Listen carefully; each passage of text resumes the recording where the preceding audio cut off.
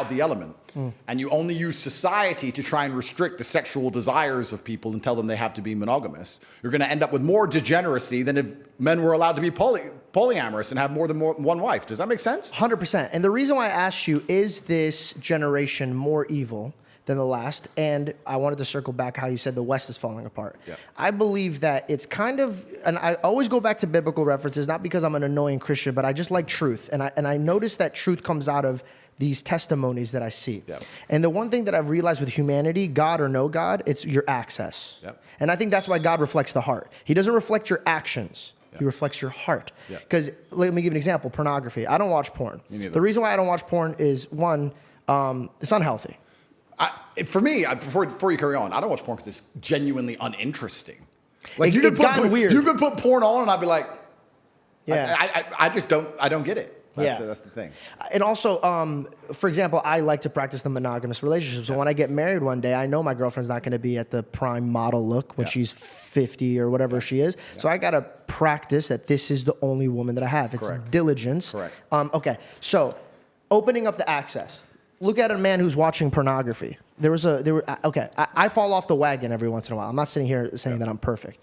About a year, maybe 2 years ago, I was watching porn, and there was, back in the day when I was growing up, was like your stepmom. Yeah. And to me, that was always weird because I'm like, dude, that's your, like, still, it's your mom. Yeah. Now it's your mom. And then when I, last year when I tried, I did a KSI and Sidemen thing where it was Impulsive and Sidemen. We did this collab. And there was a girl who does porn there. And I made a joke. And I go, look, I'm stuck.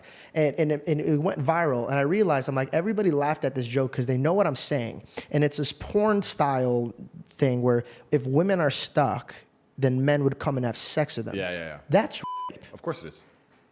Yeah. That's rape. Yep. And these men are enjoying this. Yep.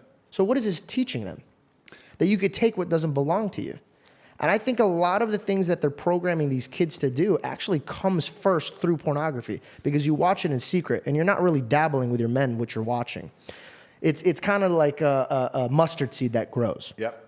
But then the question is, are they doing it on purpose? This is where you go deeper down the rabbit hole. Well, there you go. Then you go deeper down the rabbit hole. Okay, let's go deep. Let's accept pornography is bad for a society. Let's accept that to be a fact. It is a fact. True. Okay, so pornography is bad for a society. Okay, why are they trying to destroy the society? Who are these people? What is their end goal? Is their end goal the sexualization of children? Is their end goal 12-year-olds to sit there and watch pornography and want to have sex? Is their end goal to confuse 12-year-olds to want them to try and change genders? Is that their end goal? I don't know. Is that why they take down the country's flag and put up another flag? This is another thing you have to understand. We talk about the Western world being fallen. Do you mind moving that mic towards your mouth? We talk about the Western world being fallen. What even is the culture of the Western world anymore? We have gang signs, and we have frozen food, and we have the pride flag. What else? Like, what even is there anymore that unifies us in any regard? I mean, I'm pretty sure, and I've never tested this, I don't want to find out, I'm under enough matrix attacks, but if you were to burn an American flag and burn a pride flag, you do more time for burning the pride flag. It's a hate crime. So you have to actually then understand is, okay, if this is destroying society, is it being done on purpose? And what is the end goal of it? And who's doing it in the first place? And then it gets really scary. I agree with everything you're saying about pornography, and I agree with everything you're saying about monogamy. I'm just trying to analyze the world and how it actually functions, and how do you fix these things? And setting examples, leading by example. My question to you is this. Let's label this group of people that I want to label so we can circle back to it. What would you like to call them?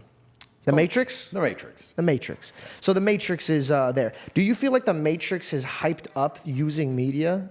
Because think about it. When I walk around and I have discussions with people, not a lot of people have the same agenda that the media is having. And I think people are keeping up with it. So do you think they're flexing their power? Let me give you an example. Yeah. God is all powerful, all strong. Yeah. The devil isn't. But what his power is lies. Yeah. So he confuses you.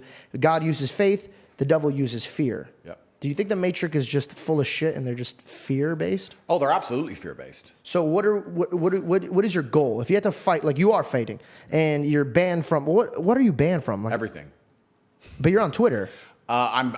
Elon bought Twitter and restored me. Before this, I was banned on Twitter also. I'm banned on... Why did you get banned? I got banned because you get 3 lives. And the 3 lives are, first you get canceled and banned absolutely everywhere. And the second life is they try and put you in jail for something you didn't do. And then the third life is they assassinate you. And I'm now on my second life, as most people have experienced in real time. I got banned because I became monumentally popular. I became hugely successful. I became the most Googled person on the planet. And then they make up a reason to get rid of you. And I'm banned on TikTok, Instagram, YouTube, Spotify, SoundCloud, Uber, Airbnb, Gmail, WhatsApp. You can't get an Uber? I can't get an Uber, no. Gmail, WhatsApp, you name an application. All for standing up for what you believe in. Well, yeah. I mean, I made some satirical jokes, of course. And Could you give me an example of something that you've said that you may have crossed the line?